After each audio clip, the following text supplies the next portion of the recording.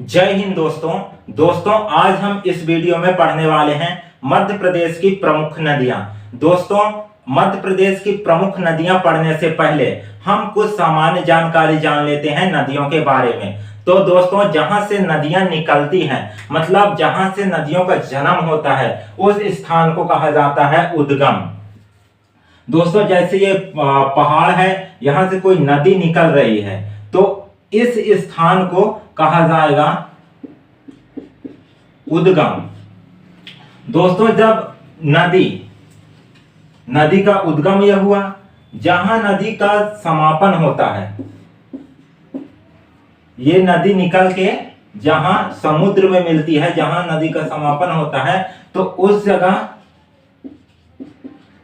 मुहाना और डेल्टा का निर्माण होता है। अब हम समझते हैं ये मुहाना और डेल्टा क्या होता है। तो दोस्तों, ये जैसे नदी मिलती है किसी समुद्र से, तो इस प्रकार का जो भी यहाँ नदी में कूड़ा करकट, जो भी मिट्टी, बालू, रेत या पेड़ झाड़ियां जो भी बहकर आती है, वो यहाँ जमा होने लगती है जहां नदियां मिलती है समुद्र में। तो इस जगह जो ये त्रिभुजाकार आकार में ये जमा हो जाती है, तो इस संरचना को डेल्टा कहा जाता है। और फिर इसमें मतलब जब ये अवक्षेप जमा होता है, तो इसमें कई धाराएं इस प्रकार से निकलती है। ये अलग अलग धाराएं, ये नदी की धाराएं हैं, अलग अलग धाराएं, कई धाराएं निकल जाती है, और जिसको मतलब हम मुहाना कहते हैं। आगे देखिए, संगम क्या होता है। जब ये मतलब दो प्रमुख नदियां आपस में जिस स्थान पर मिलती हैं, तो इस स्थान को संगम कहा जाता है। जैसे कि इधर से यमुना और इधर से गंगा, तो ये दोनों प्रयागराज में मिलती हैं आपस में, तो इस स्थान को संगम कहा जाता है। अब दोस्तों, जानते हैं कि बेसिन क्या होता है। तो दोस्तों, कोई भी, जैसे ये समझिए कि ये नदी है, तो इसमें चाहे वर्षा जल हो, चाहे बर्फ के पिघलने से जल आ रहा हो, तो ये जल जो है कई धाराओं से एक ही जगह इकट्ठा होता है, तो इस धारा को बेसिन कहा जाता है। जब वर्षा का जल या पिघलती हुई बर्फ का पानी विभिन्न धाराओं से एक ही धारा में इकट्ठा होता है, तो उसको बेसिन कहा जाता है। अब समझते हैं सहायक नदी। तो दोस्तों, जो मुख्य नदी होता है, मान लीजिए कि नर्मदा अमरकंटक से निकल रही है, और फिर ये मुख्य नदी है, तो इसमें मतलब हिरन नदी, हथनी नदी, इधर से तवा नदी, ये सब छोटी छोटी नदियां आपस में मिल रही हैं। इन छोटी छोटी नदियों को ही सहायक नदियां कहा जाता है। अब झील समझिए, जैसे कि ये पहाड़ है, ये पहाड़ से मतलब जल निकला, नदी निकली, पानी निकली। अब ये पानी एक ही जगह इकट्ठा होने लगेगा, जहां भूमि मतलब भू सतह या भूमि धरातल, ये चारों तरफ से भूमि से घिरा हो और ये पानी इकट्ठा हो गया हो, तो इस जगह को झील कहा जाता है। अब आगे देखिए, झरना। ये झरना क्या होता है। तो मान लीजिए ये कोई पहाड़ है, इस प्रकार संरचना है उसका, तो ये पानी जाएगा, तो यहां जब उतार है ये मतलब, तो यहां तेज गति से गिरेगा पानी। जब पानी यहां तेज गति से गिरेगा, किसी भूमि के ऊंचाई से तेज गति से गिरेगा पानी नीचे की ओर, तो इस संरचना को, इस स्थिति को झरना कहा जाएगा। इस स्थिति को झरना कहा जाएगा। अब समझिए अपवाह तंत्र। अब ये अपवाह तंत्र क्या होता है। तो अपवाह तंत्र होता है, जैसे कि कोई नदी की धारा है, ये कोई नदी की धारा है, तो इस धारा में जो प्रवाहित हो रहा है, मतलब जो धाराएं चल रही है, तो इस धाराएं को प्रवाह कहते हैं और इसी प्रवाह को अपवाह कहा जाता है। इसी प्रवाह को मतलब जल के प्रवाह को अपवाह कहा जाता है। और फिर इसमें छोटी छोटी नदियां, बड़ी बड़ी नदियां, ये सब मिल जाती हैं, तो चारों दिशाओं से आकर एक ही जगह, मतलब एक ही सिस्टम बना लेती है, एक ही तंत्र बना लेती है, तो इसको कहते हैं अपवाह तंत्र। तो दोस्तों, ये था सामान्य जानकारी नदियों के बारे में। अब हम अपने मुख्य टॉपिक पर चलते हैं, जो है मध्य प्रदेश की प्रमुख नदियां। दोस्तों, वीडियो में आगे बढ़ने से पहले यदि आपने हमारे चैनल को अभी तक सब्सक्राइब नहीं किया है तो जल्दी से सब्सक्राइब कर लीजिए एवं बेल के आइकन को जरूर प्रेस करिए, जिससे आपको आने वाले वीडियो का नोटिफिकेशन मिल जाए सबसे पहले। दोस्तों, वीडियो को लाइक जरूर कर दीजिएगा। तो चलिए आगे बढ़ते हैं अपने टॉपिक पर, जो है मध्य प्रदेश की प्रमुख नदियां।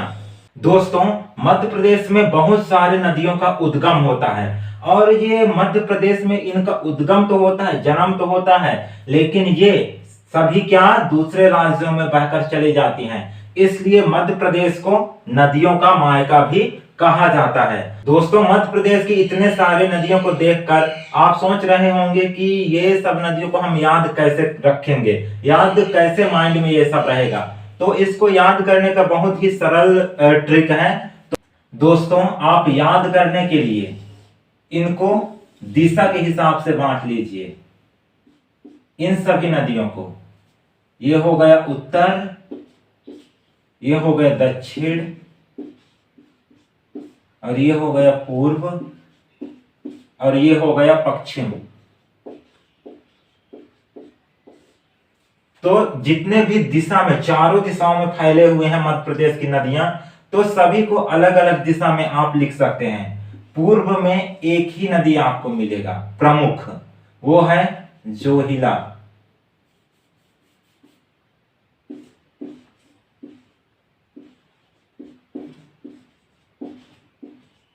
ये पूर्व में एक नदी हो गया जोहिला। यदि हम पश्चिम दिशा की नदियों की बात करें तो इसमें सबसे पहले आता है नर्मदा, और दूसरा आता है माही, और तीसरा नदी आता है ताप्ती। और यदि उत्तर दिशा की बात करें तो उत्तर दिशा में आता है सबसे पहले चंबल,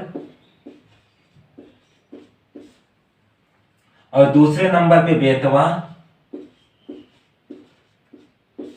और तीसरे नंबर में केन, और चौथे नंबर में सोन। और दक्षिण दिशा की बात करें तो इसमें नदियां आती हैं, वो है बेनगंगा, और दूसरा जो है वो है वर्धा, और जो तीसरा है वो है पेंच। तो दोस्तों, इस प्रकार से मध्य प्रदेश में प्रमुख नदियां देखा जाए तो 11 प्रमुख नदियां हैं। आप इसको इस प्रकार से याद कर सकते हैं, उत्तर, दक्षिण, पूरब और पश्चिम।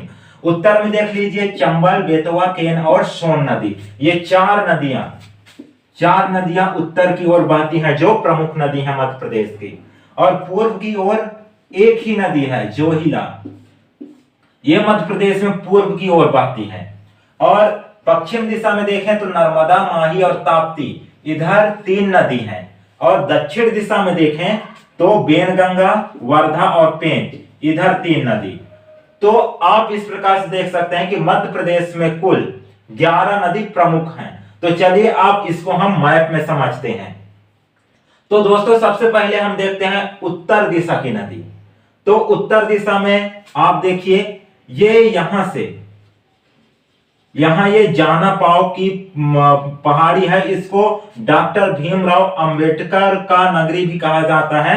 ये महू से, ये इंदौर जिला के महू से निकलती है और ये लास्ट में जाकर उत्तर प्रदेश में यमुना नदी में इधर आप देख सकते हैं ये मिल जाती है।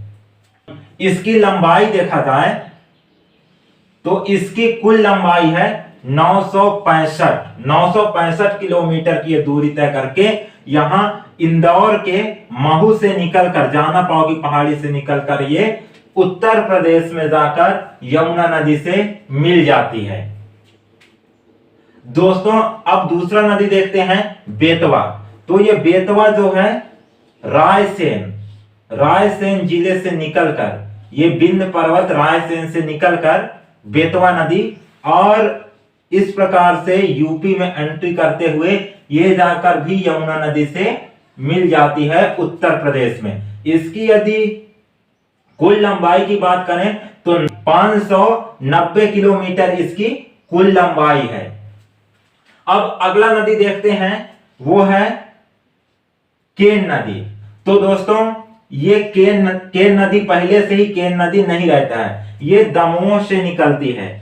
ये जब दमोह से निकलती है तो एक का नाम है सोनार और कैमूर की पहाड़ी जो विंध्याचल पर्वत श्रेणी की एक कैमूर पहाड़ी है, वहां से निकलती है तो ये बेवर्धा। जब ये दोनों नदी मिल जाती है आपस में, दोनों का संगम, मैंने बताया था कि दो बराबर नदी जब एक साथ मिलते हैं तो उस स्थान को कहते हैं संगम। तो आगे चलकर ये दोनों नदी मिल जाती हैं और यहीं से इस नदी का नाम पड़ जाता है केन नदी। इसकी कुल लंबाई की बात करें तो 427 किलोमीटर है इसकी कुल लंबाई और ये भी जाकर यमुना नदी से मिल जाती है। अब अगला नदी देखते हैं तो वो है सिंध नदी।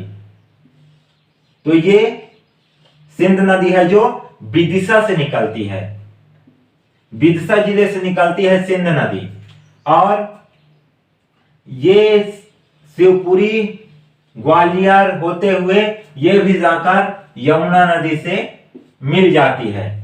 और यही शिवपुरी से, ग्वालियर संभाग के शिवपुरी से एक और नदी निकलती है, वो है कुमारी नदी, जो कि सिंध नदी की ये सहायक नदी है।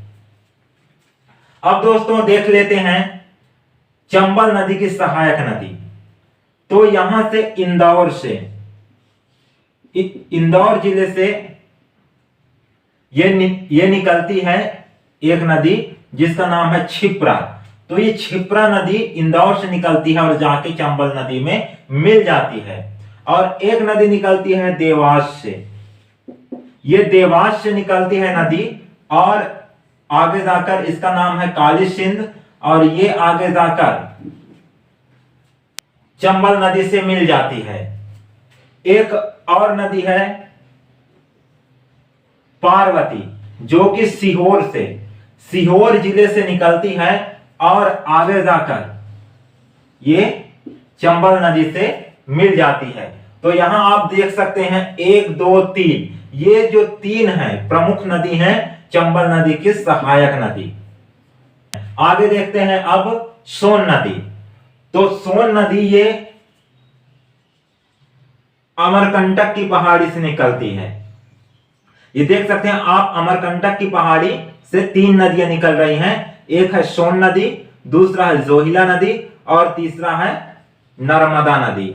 तो दोस्तों पहले हम इसको सोन नदी को उत्तर दिशा में जाने वाली नदी को देख लेते हैं। ये अमरकंटक की पहाड़ी से निकलती है और ये रीवा पन्ना की पठार से बहते हुए आगे जाकर गंगा नदी में मिल जाती है। तो दोस्तों ये तो पहले यमुना नदी था। तो दोस्तों यहाँ कानपुर होते हुए क्या आई गंगा नदी और यहां से गंगा नदी आगे बढ़ रही है और जो ये यमुना नदी है ये गंगा नदी की सहायक नदी हो गया। तो दोस्तों इनका संगम होता है कहां? प्रयागराज में, जो कि उत्तर प्रदेश में है। और ये जो सोन नदी है वो जाकर मिल रही है पटना, जो बिहार का राजधानी है, वहां जाकर ये सोन नदी मिल रही है पटना बिहार में, जो कि आगे जाकर ये गंगा नदी बंगाल की खाड़ी में, ये बंगाल की खाड़ी में मिल जाती है। दोस्तों इसकी सोन नदी की सहायक नदी की बात करें तो ये अमरकंटक से ही निकल रही है जोहिला, जिसकी लंबाई देखा जाए तो 170 किलोमीटर है। सोन नदी की लंबाई 780 किलोमीटर है और जोहिला की 170 किलोमीटर, जो जाके उमरिया जिले, जोहिला नदी उमरिया जिले के केलहारी गांव में जाकर सोन नदी से मिल जाती है। तो दोस्तों ये था उत्तर दिशा और पूर्व दिशा। जोहिला नदी पूर्व दिशा में आती है, तो उत्तर दिशा और पूर्व दिशा के दोनों दिशा के नदियां हमने देख लिए। अब हम चलते हैं पश्चिम दिशा की नदियों की तरफ। तो दोस्तों सबसे पहले पश्चिम दिशा में नर्मदा, जो कि मध्य प्रदेश की सबसे बड़ी नदी है और नर्मदा नदी को मध्य प्रदेश की जीवन रेखा कहा जाता है। तो ये दोस्तों निकलती है अमरकंटक की पहाड़ी से और इधर जाकर इसका समापन होता है खंभात की खाड़ी में, अरब सागर में जाकर मिल जाती है। तो दोस्तों इसकी लंबाई की बात करें तो 1312 किलोमीटर इसकी कुल लंबाई है। लेकिन यदि केवल मध्य प्रदेश की लंबाई की बात करें तो मध्य प्रदेश में इसकी लंबाई है 1077 किलोमीटर। ये मध्य प्रदेश में है 177 किलोमीटर। बाकी के सब महाराष्ट्र और गुजरात होते हुए ये आगे चलकर खंभात की खाड़ी में मिल जाती है, जो कि अरब सागर में है। इसकी सहायक नदी की बात करें तो यहां देखिए, यहां से निकल रही हिरण नदी एक है हथनी नदी। ये छोटे छोटे नदी हैं और दक्षिण की तरफ से आ रही है ये गार नदी। और यहां देखिए बैतूल से निकल रही है तवा नदी। ये क्या है, सब नर्मदा नदी की सहायक नदियां हैं। और आगे देखिए अब आता है माही नदी। तो माही नदी ये धार जिले से निकल रही है, धार जिले से निकलती है और ये समानांतर नर्मदा नदी के समानांतर बहते हुए ये भी खंभात की खाड़ी मतलब अरब सागर में मिल जाती है। इसकी कुल लंबाई की बात करें तो 583 किलोमीटर है इसकी कुल लंबाई। अब आगे देखते हैं ताप्ती नदी। तो ताप्ती नदी भी बैतूल जिले से निकलती है और बैतूल जिले से निकलकर ये महाराष्ट्र होते हुए ये भी खंभात की खाड़ी में जाकर मिल जाती है और इसकी कुल लंबाई देखें तो 724 किलोमीटर इसकी कुल लंबाई है। तो दोस्तों ये थे पश्चिम दिशा के प्रमुख नदी, जिसमें प्रमुख हैं अमरकंटक से निकलती है नर्मदा, धार से निकल रही है माही और बैतूल जिले से निकल रही है ताप्ती नदी। ये तीनों प्रमुख नदी हैं पश्चिम दिशा के। अब हम देख लेते हैं दक्षिण दिशा की नदियां। तो इसमें प्रमुख नदी हैं एक वर्धा, दूसरा पेंच नदी और तीसरा बेनगंगा नदी।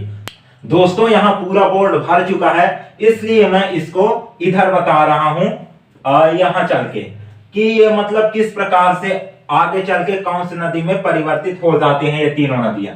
तो दोस्तों इसको मान लेते हैं ये है वर्धा नदी और ये है कन्हान नदी और ये है आपका पेंच नदी और ये है आपका बेनगंगा नदी।